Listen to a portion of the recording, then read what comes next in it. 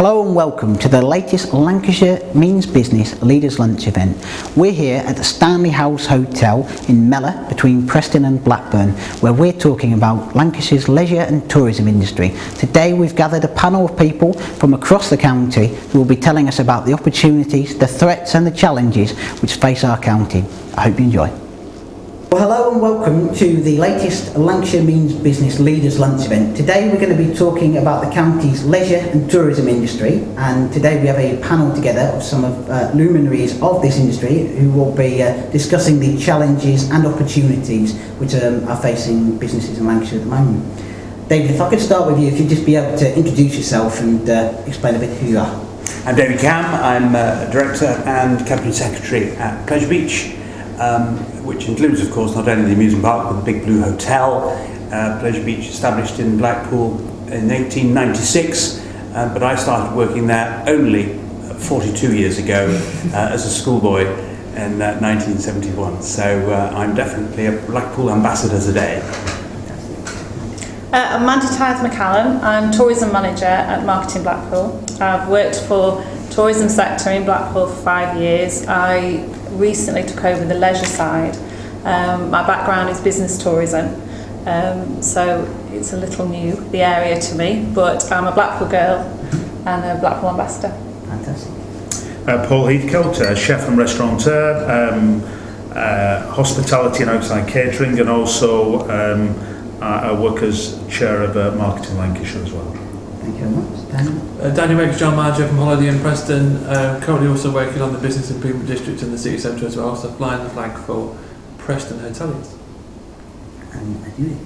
My name is Judith Dugdale. I'm a Corporate Services Director at Moore & Smalley, and I head up our leisure and tourism offering. So I'm here giving some insights into how our clients are doing in the sector. Fantastic, that's great. Well, thank you all very much, and thank you all for being here. Just to kick off with perhaps a fairly general point, I suppose, with regards to where Lancashire's tourism industry finds itself. David, maybe if I could start with you, obviously somebody who's seen Lancashire's leisure and tourism industry evolve over those, was it 42 years you said? Oh yes. Yes. Where I lived in Blackpool before that, of course. Indeed, so you'll have seen a lot of changes, a lot of ups and a lot of downs as well, I'm sure. I mean, where does the leisure and tourism find itself at the moment, in your opinion?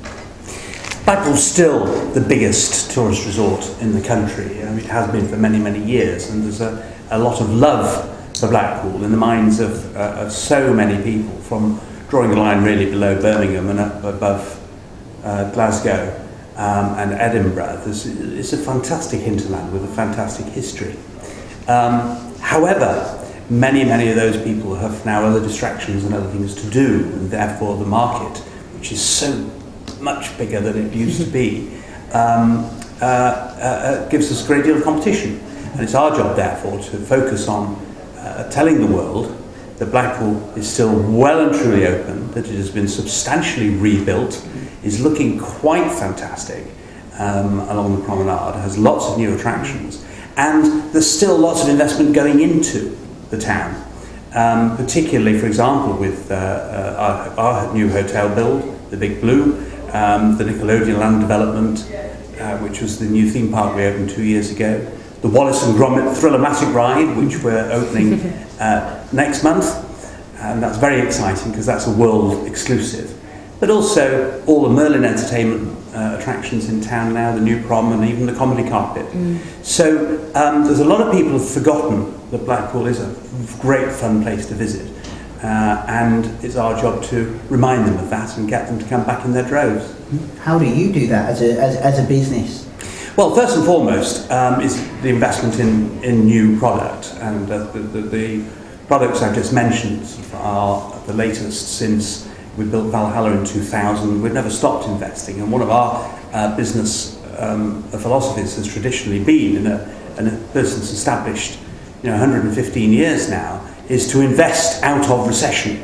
So that really has been our ambition this time, to prepare, to be first, to be ahead of the game, to tell the world that we're ready for you. And when people start spending again, we're there ready and open. And of course that has already happened with both Nickelodeon land and to be Wallace and Gromit. So that's your starter. The second is to make sure that we have a very good advertising campaign and marketing PR campaign.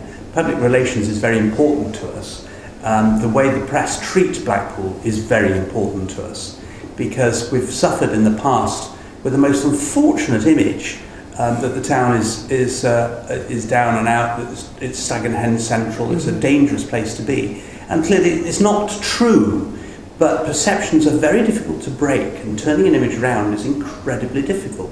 So there we found ourselves, unfortunately, on a back foot for no reason of our own, because Blackpool hasn't done this. It has been created, this image, and our job now is to work very, very hard, both in ordinary tourism and business tourism, to turn around that idea, to come back to Blackpool and have fun with the family, because it is a safe place to be. It's a great fun place, no different from ever before, really, just more modern. Absolutely. And Mandy, I'm sure that obviously ties in very strongly with your own role. Well, it does, definitely. As David said, we have this perception in Blackpool, we have this image that we need to change. From both the leisure and a business side, we have to bring people in to see the changes that have happened. When we bring organisers of events in, when we bring people in on holiday, once they get there, they're amazed. They love the town, and again, as people have been in their childhood, they have that fondness, they have that childhood memory, and once they're there, they see it that Blackpool is moving on, and we have invested, and we are driving the offer forward. What do you think, where does that in perception come from, that sort of Stag and Hen? Is that just a stereotype? Or? No, it comes from the media a lot of the time. We're fighting battles on a daily basis. Yes, I can imagine. You know, the story, everybody wants to read the bad story, nobody wants to see the good. Nobody wants to watch a TV programme of a beautiful hotel just ticking over on a day-to-day basis. You want to see the ugly, and unfortunately it's that sells. But we are back fighting against it, and we've got a lot to offer in Blackpool and Lancashire, and I think we have to push and push and push, both digitally, by PR campaigns, by marketing campaigns, about showing the difference and the offer that we've got. So your ambassadors are the people who come and see, and as you say, when they see what you're like, they're the ones who go and tell their friends and tell their family. Yes. Blackpool's actually not that place you see on the television. It's not that place, and it's not. I've lived there since I was a child, and you know, it really isn't that place. It's somewhere that I would send my teenage daughters out to go out and have an amazing time. I feel safe all the time. I've never been under threat. And Paul, marketing Lancashire, I know obviously your view is right across. I mean, Blackpool is a real gem as far as leisure and tourism is concerned for Lancashire. I mean, you have a big part to play in that perception role as well. Yeah, and you know, gem's a good word, because I do see that we have, you know, this kind of crown almost of gems in Lancashire, and Blackpool is certainly one of those. I think we have a challenge in polishing some of those gems, telling people out there that they are there. You know, we have some wonderful scenery just not very far from where we are. You know, if you're a cyclist or a runner or a walker, you know, you've got wonderful areas, and I see these bits of the jigsaw all fitting together in Lancashire. But it's a challenging environment, as David just said. You know, people have their pound to spend wherever they choose to spend it. You know, as part of one of my other roles that I sit on a board, you know, we run hospitality from Inverness to Plymouth, you know, Ipswich to Flosslas on the Welsh coast, you know, and they're all challenged one way or another by the same thing. So we've just got to shout a bit louder, but we've also got to be very good at highlighting some of these things that we probably have not been particularly great at talking about. You know, we've hidden sometimes, and that's a challenge not only for Blackpool but for the whole of Lancashire. I was going to say, Marketing Lancashire was obviously born out of the Lancashire and Blackpool Tourist Board. I mean, your focus now is obviously with Blackpool at the heart of it, but is it about finding some of those other things out there and shouting about them as well? And it's not just tourist board. You know, I use the Mars Bar slogan that work, rest and play almost in Lancashire, but there's education as well on top of that. You know, there's strands in there that we need to attract people in, and if you look at places like Manchester in the past and Liverpool, great success stories, wonderful success stories, and you could probably talk about Blackpool or Burnley or Preston or Blackburn, anywhere of those things, all have their challenges to face, and Liverpool and Manchester have those challenges as well. And these two cities have only become cities because people want to live in them, and they've only become that. I do believe that they're only a city when people want to live in there. Not only that they go for their education and remain there in that city, and I think that's very important. And all these places that we have, these gems in Lancashire, need to almost replicate or mirror that example, and that's worked Manchester and Liverpool. It needs to work in plenty of places in Lancashire. So my role is not just tourism, but it's making people want to live, be educated, and not only play in those towns and cities. David mentioned there obviously about investment. The Pleasure Beat's obviously a huge business within the industry, and you represent and work with a lot of maybe some of the smaller businesses in the tourism industry. Do they take that same view, the idea of investing obviously where they can? It's a mixed bag really. The more successful businesses have done that, and we have seen across our client base the people in the last sort of 2008 onwards who, despite it being a recession, have gone in and invested in their offering and increased the quality and value for money. They are the ones that at this moment in time are either being able to stand still or grow, whereas all the ones that have decided actually can't afford to invest are now declining, occupancy's down, the revenue that they can get from the room is down because they just don't have the same offering anymore. And even there's been a mixed bag as well. There's people that have thought, right, well, if we do the front of the hotel or we do the public rooms, then that'll get everybody in and it'll be fine. But it's not. Once they get upstairs into the bedrooms, it's people want to have quality, and they want to think that they've got a bit of something for free, and that's what we've seen a lot of our clients that have been able to. They've reduced their room rates, but then they're doing a lot of upselling. So they're saying, yes, if that is your room, but if you wanted a bigger, better room, then you could pay an extra £20 tonight and you'll get this bigger, better room. And when it's done that way, it doesn't seem quite as much money for the consumer. But it's a lot more work to get the same amount of money.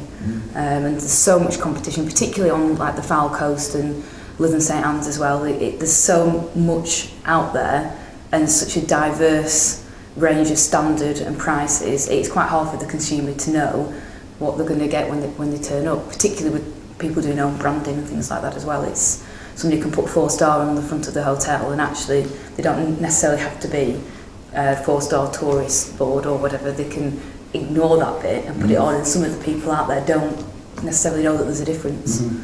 So I do have to say that we do work so that doesn't happen. Yeah. We do push the accredited hotels and guest houses that have an AA accreditation or a Visit England accreditation. It's very important to push that quality aspect. Definitely. A lot of business owners, guest house owners come into resort never having opened a guest house or a hotel before and don't realise that they do have to work for it, that it's not the same as the old days and people don't come knocking on the door anymore. They do have to have a concerted campaign. So it's just perhaps a different way of thinking rather than doing the same thing all the time. It's about I think from looking at our clients, there was a long period of time, particularly in the early 2000s, where people were growing revenue each year on year, without actually having to work that hard for it. And then all of a sudden that stopped. And it's the more savvy players that have been able to continue to grow, and it's the rest that are finding it hard. Daniel, I know obviously you've invested in your own business at Holiday and impressed. We invested through the rebrand and everything for us, and that's been very good to kind of refresh the product. The old Holiday Inn brand for 25 years and was getting tired. So that investment for us has been fantastic, and we've also changed the way we market the property, and people buy brands more and more and more. And the international brands that does in some ways make our life a little bit easier. A lot of kind of the international brands are opting out of that accreditation program because people buy a Premier Inn or they buy a Holiday Inn and they know what they're going to expect. I think quite a lot have their own standard, don't they? They go through the accreditation system and then are accredited en masse, as it were, within the group. So I think, from an expectation from a guest point of view, they know what they're going to buy in a Holiday Inn product or a Marriott product or whatever. So from that point of view, the international brand, that makes it a little bit easier for us. But yeah, it's a tough market. It is a tough market out there. Do you find people coming to you and they're looking for not just a room, but they're looking for maybe a conference facility or a restaurant, something to eat, those kind of things? I think the conference area, we pride ourselves on doing things that we can do really, really well. Things like the conference stuff, we do quite well at. And the bedroom product for us is very, very strong. So if someone's coming into the city for a destination restaurant, they're not going to come to me, they're probably going to go to Paul. So from that point of view, you have to kind of market what you are really good at and work on them really, really hard. And for us, and that's been fantastic. And for us, we're all about selling the experience about what we do, rather than trying to sell a bedroom. It actually is why there is to come. We still trade on illuminations for September and October under the Holiday Inn Blackpool name, for example, so that we can kind of bring people in and kind of work with other things that are going on in the area. And for us, leisure-wise, it is about the Springboard of Guild last year. There were some great events and everything else, and them events have kind of shown Preston in a good light and what we achieved. And now it's kind of how we springboard on top of that. Particularly for this year, our challenges are what do we sit on and what do we hang our hat on this year. What do you think? What do you hang your hat on? We're looking at local events at the moment and everything else, and other things we can hang our hat on, illuminations, and we're doing some work with big ticket and everything else at the moment. But from that point of view, them events are few and far between, which means that we have to hang our hat in different areas. Paul, we were blessed in 2012, weren't we, with so many things. The Open Golf, and obviously everything that was Blackpool was offering. You had the Pendle Witches 400th anniversary was a big draw for people as well, so people come for all sorts of things. 2013, obviously Blackpool still has what Blackpool still has. 2013 is probably a bit on the quieter side in comparison to 2012. Yeah, I think it's certainly in my marketing Lancashire role. We have to create these events, there's no question. I said, we have to polish these gems that are not quite easily seen, and that's going to be, that's going to take the best part of 12 months to do that, but they are out there, Pendle Witches, how do you build that into a tour? How do you enhance that by maybe looking at tourism in a different way that perhaps other people haven't thought of? So, I look at, again, not very far from here, Stonyhurst College, the largest Jesuit Catholicism in probably in the world. Is there religious holidays? How can you develop? Well, there is. There is religious tourism. We talked about Pendle Witches, dark tourism. Do the two work hand in hand? Perhaps they do.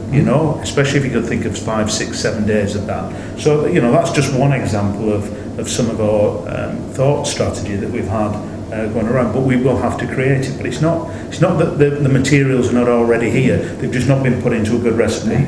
And then dark tourism is something which is becoming very popular now, isn't it? And I think the university in Preston has its own school of dark tourism. And obviously in Blackpool you have the dungeons there, which is a similar kind of idea. Absolutely, and I think last year they did a whole area on the Pendle Witches, linking in with that Lancashire feel. So there is that aspect. But I think that Visit England now are picking up very much on what Paul's just said, which is important, that there are a lot of reasons to either stay at home or come to England. And a lot of people haven't, in tourism, Visit England, before it, Visit Britain, and the English Tourist Board haven't quite recognised how many gems there are, polished and unpolished. The concept of London, Edinburgh, York and Stratford, is frankly old hat. Not least of all because people, if you've been to the Far East, for example, you get templed out very quickly because everyone thinks you want to look at temples. And traditionally, the tourist boards have thought you want to look at stone. Well, you do to a certain extent, but then after that you want to let your hair down and have some fun. And then you want to do perhaps your dark tour, or then have a look at schools, even though it's stone, or let your hair down in Blackpool and have some fun. And that concept, delightfully, is now filtering through. And Visit England certainly are waking up this year to the concept, building on the staycation idea that the stay-at-home holiday is wonderful because there's so much to see if you don't want to spend loads of money to go abroad. And interestingly, I saw today, only in Travel News this morning, there are 77 travel companies now in serious decline and under threat of closure. 77. Now that suggests to me that travel companies, mostly, a lot of them will be taking people abroad, not taking people around the UK. And that I thought was a very, very interesting statistic. Well, there's a challenge, isn't there? You know, the pound isn't going as far. You know, so there I see an advantage. You know, you know, using the gem bit, we've just got to make sure that people think about staying in this country. We have disadvantages, we know that. We know we don't have as many hours sunshine as some other places, you know, but we certainly have some advantages, and certainly the pound can go further for us. So, you know, we've got to capitalise on those. Can I follow on that? Yes. It's a really, really important issue, weather broadcasting.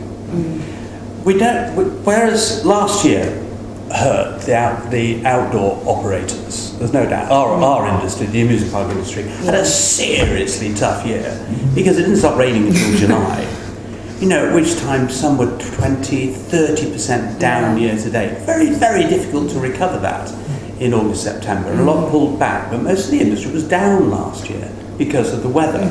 Clearly the other competition as well, you know, and depending, for example, in London, some of the seriously big attractions who are members of the ALVA, the leading visitor attractions, were well down because not only did the tourists not go out in London, they went to the Olympics and back to the hotel, and went to the Olympics and back to the hotel. The Londoners didn't go out either for fear of tripping over Olympians.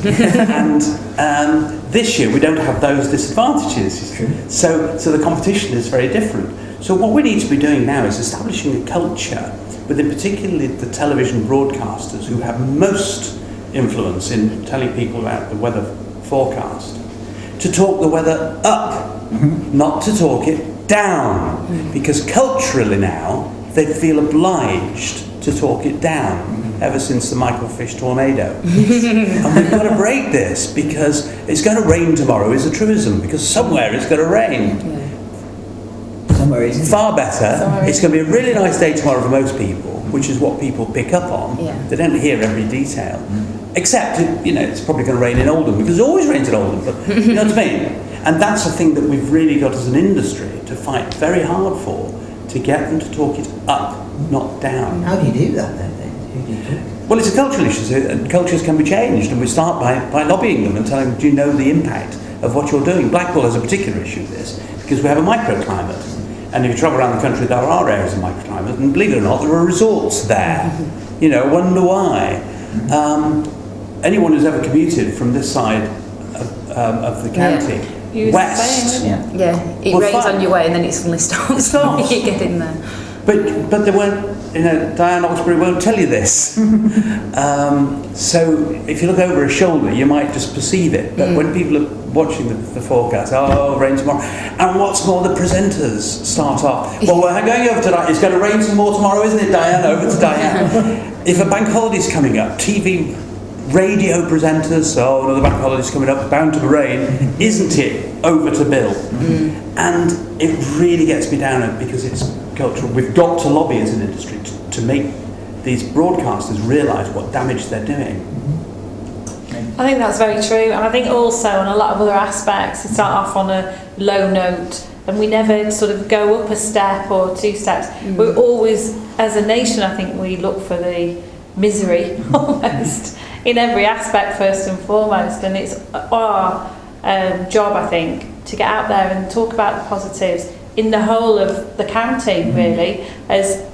As we've said, it's about getting our message out there, and I think that's important. I think that's what we've all got a massive job to do. Daniel, you mentioned about Preston, not the kind of place you'd imagine. We'll go to Preston for tourism, but I mean, 2012 was an example of what could happen and what was. I think we put on some good events. And I think that's a great springboard. I think consumers now have a lot more choice. You know, they can go on the internet, and they can review, and they can TripAdvisor, and they can do all them kind of areas. So they've got a lot more choice about what they do and how they make that up and everything else. So, you know, we've got a great springboard there from last year, but you know, with all the choice in the market, how do we push that forward for this year? and going into next year, you know, what else are we doing? Yeah, and that, you know, when you start with Google and you type in Lancashire, what do you get and how do you drive that forward? What are the smaller business? What are the kind of businesses that you advise perhaps you do? And what do they say to you about? Are they thinking about these things, or are they just focused on the here and now and the day to day, or can they take that longer term view that perhaps some of the bigger operators can? It's a bit of both. A lot of them are focusing the here and now, because for a lot of the small businesses it's about getting through this year, and particularly getting through the winter and getting ready so that you're actually there, you're still around when it comes to Easter, because traditionally in Lancashire the January, February, early March it's a terrible time for hoteliers, and the weather's always poor.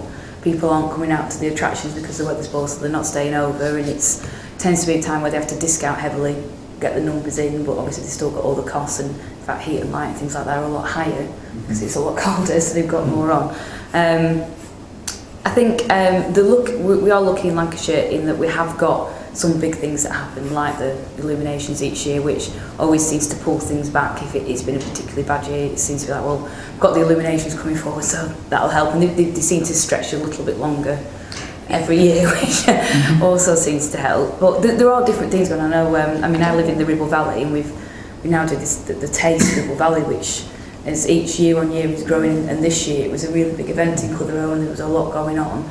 I've never seen Clitheroe as busy as the 2 days that it was on, and it was fantastic to see people coming in. And it's about, like you said, the marketing. I think a lot of the independent hoteliers in Lancashire away from Blackpool can sometimes feel a bit left out on a limb, because a lot of the marketing for Lancashire is focused into either the cities or it's into Blackpool. And actually they've got a lot of really good hotels that are out in the Lake District, like out in the countryside, like Stanley House, like lots of the other ones. And they don't necessarily get a lot of free marketing from, say, Visit England or Marketing Lancashire, whatever it's. So they've had to do lots of these other things themselves, which they have had considerable support from the tourist boards for things like the Taste Trail and things. And I think it's looking outside the box and doing that. We've got quite a lot of hoteliers in the countryside that are now trying to get cycle paths combined together so that they can link different places together, and just to give it an added